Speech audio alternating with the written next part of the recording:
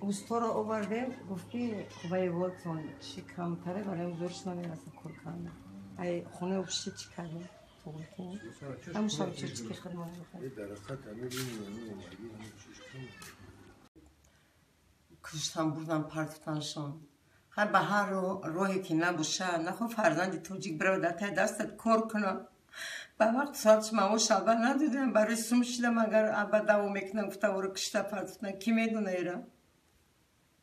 در سلفم رو پیچونه لبای بودم رای در نفسش اگر سلفم باشه میبره دلشون نمیشه که فرزند توجیک بودن کوی کل پشان تخت ندیدن ای آبی کاسه ای آبی خانهش از سیر کدگی نیستن ای حیات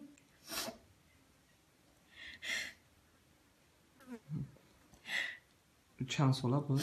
تولد 88 27 ساله دل ما مادر رو چخه میشه که ما در خاک خرک میمونیم میم در خانه زندگی میکنیم دیگه برای ما حیات چی؟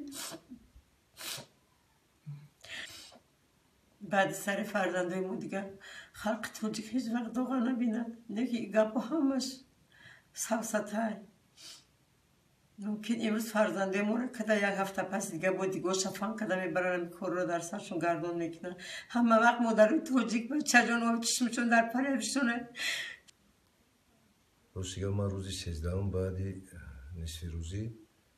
از شعبه کارهای داخلی نماینده اومدن و مرا به همون شعبه کارهای داخلی بردن و خبر ناخوشی وفاتی جیان ما در اونجا خب اونها به من فهموندن بعدی واقعا ما به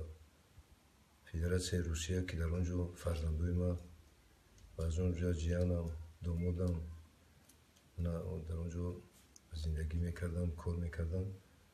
و آنها با وسیله تلفنی فهموندم آنها خلاصه بعد یک چند ساعت به همون جای واقعه حاضر شدن و دیدن که در اصل همین کار بوده است و جیانی من همراهانش کشته شدند و آنها در جای معین نگاه داشته میشدند